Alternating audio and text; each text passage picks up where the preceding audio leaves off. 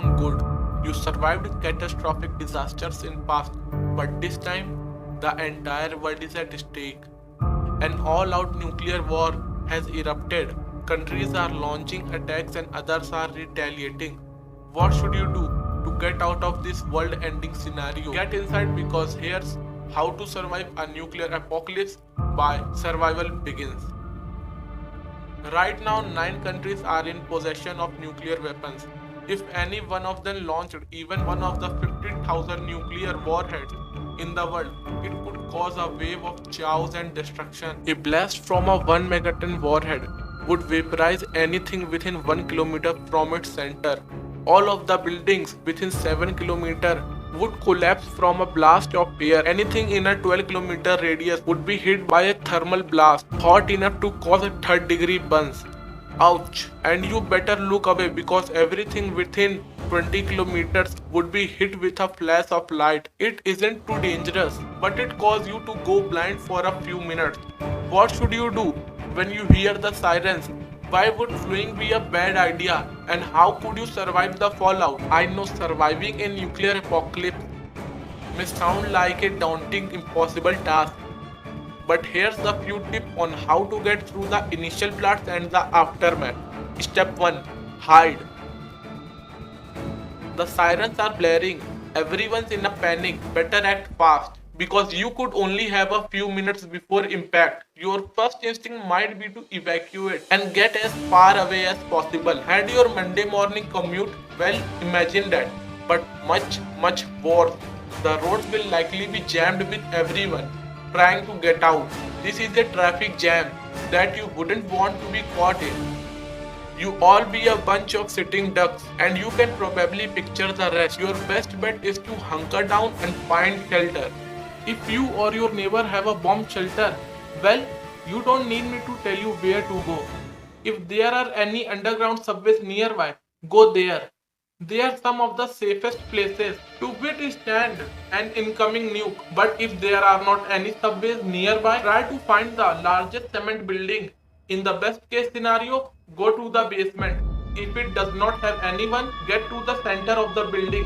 Hiding in a building will help to shield you from the blast. Going as deep as you can will protect you when the radiation hits. Today is your lucky day. You find a basement to hide in. Everything around you violently shakes as you hear a deepening boom and the rumbling settles.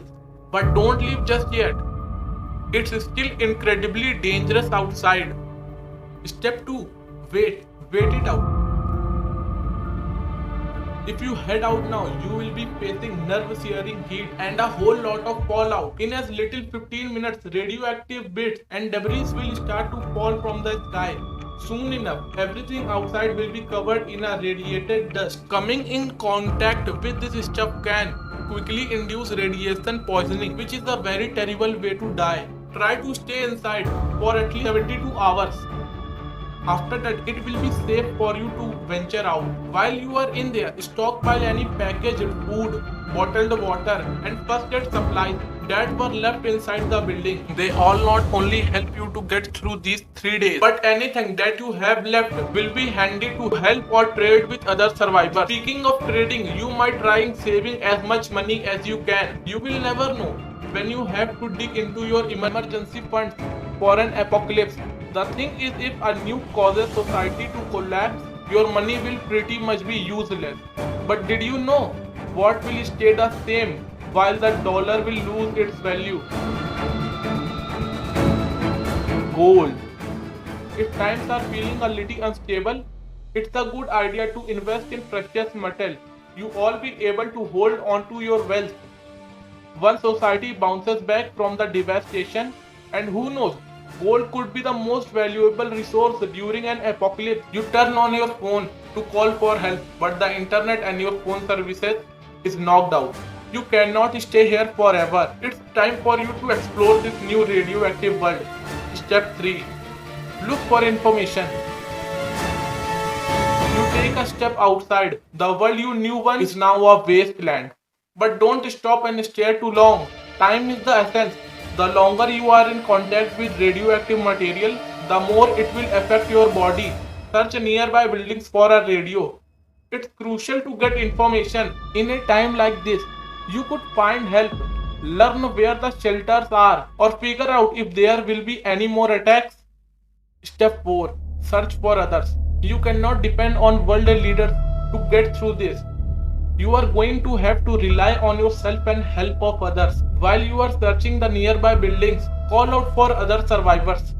You can get a lot more done with friends and you can work together to survive. If you do find others and they are not so friendly, try to make a trade. If you don't have anything to give, you could use your skill as a currency. Step 5. Move. You collect a decent amount of supplies and make a friend or two. Now you should consider traveling somewhere with a warmer temperatures. A large amount of the ash and acid from the blast will be injected into the stratosphere, potentially blocking out the sun. Working on your tan will be the least of your worries. Temperatures could drastically drop. Move away from the north. It will reach the freezing temperatures during the nuclear winter. You and your group of survivors journey safely to the south. Unfortunately, because of the eradicated land, you all have to live off canned beans and tuna for the rest of your days. But you made it through the nuclear apocalypse alive. But as you know, life is a journey of survival. So I will meet you on another amazing video. Till then, goodbye. And of course, don't forget to subscribe.